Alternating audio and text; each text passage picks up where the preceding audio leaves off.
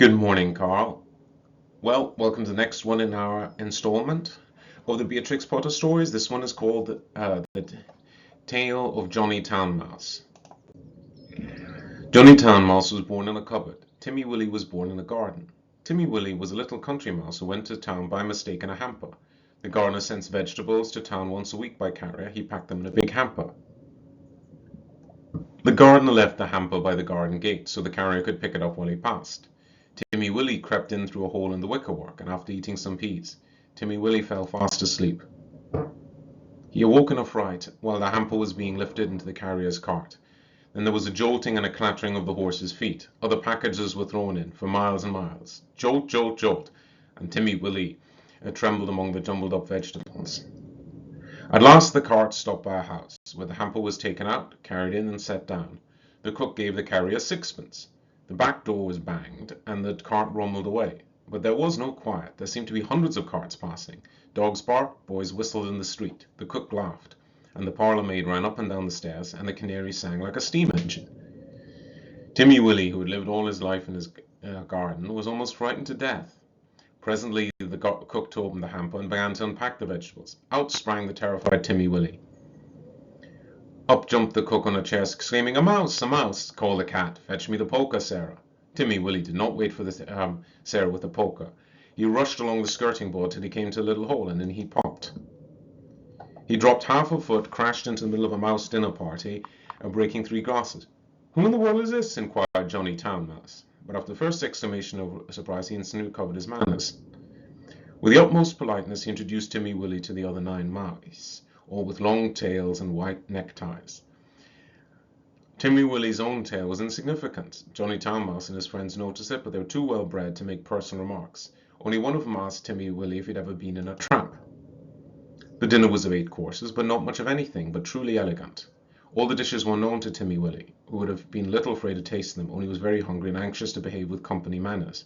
The continual noise upstairs made him so nervous as he dropped a plate. "Never mind, they don't belong to us," said Johnny. "Why don't those youngsters come back with a dessert?" It should be explained that the 2 young mice were waiting upstairs, and the others went skirmishing upstairs to the kitchen between courses. Several times they come tumbling in, squeaking and laughing. Timmy Willie learned with horror that they were being chased by the cat. His appetite failed, and he felt faint. "Try some jelly," said Johnny Town Mouse. "No, would you rather go to bed? I will show you a most comfortable sofa pillow." Now the sofa pillow had a hole in it. Johnny Town Mouse quite honestly recommended as the best bed kept exclusive of visitors. But the sofa smelt of cat. Timmy Willie preferred to spend a miserable night under the fender. It's just the same the next day. An excellent breakfast was provided for mice accustomed to eat bacon. But Timmy Willie had been reared on roots and salad. Johnny Town Mouse's friend ran racket about on the floors and came boldly out all over the house in the evening. One particularly loud crash had been caused by Sarah tumbling downstairs with a tea tray. There were crumbs and sugar and smears of jam to be collected, in spite of the cat.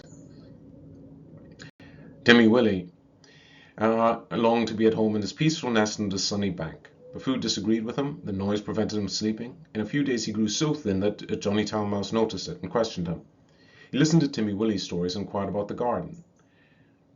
"Sounds like a rather dull place. And what do you do when it rains?" "When it rains, I sit in my little sandy burrow and shell corn and seeds for my autumn store.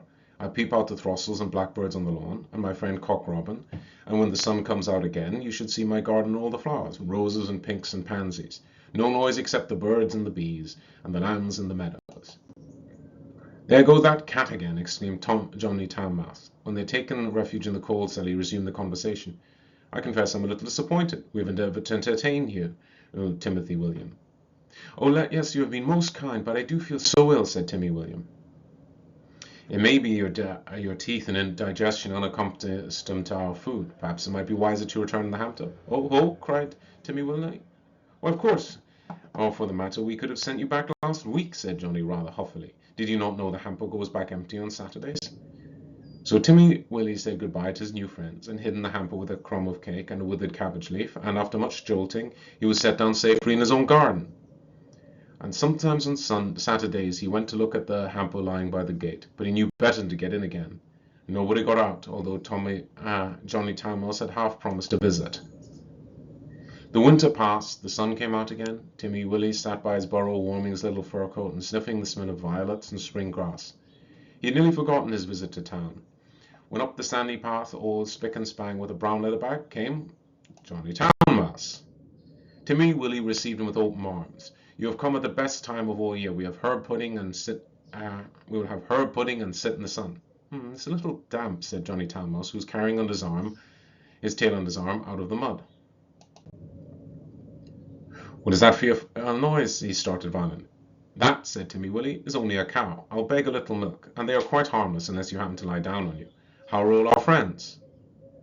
Johnny's account was rather middling. He was explaining why he was paying his visit so early in the season. The family had gone to the seaside for Easter. The cook was doing spring cleaning on board wages, with particular instructions to clear out all the mice. There were 4 kittens, and the cat had killed the canary. They say we did it, but I know better, said Johnny Town Mouse. Whatever is that fearful racket? That is only the lawn-mower. I'll fetch some of the grass clippings presently to make your bed. I'm sure you had better settle in the country, Johnny. We shall see by Tuesday week. The hamper is stopped while they're at the seaside. I'm sure you will never want to live in town again, said Timmy Willie. But he did. He went back the very next hamper of vegetables. He said it was too quiet. One place suits one person, another place suits another person. For my part, I prefer to live in the country like Timmy Willie. The end. Well, I guess one place does suit one person. As always, Carl, love you to pieces. Until next time.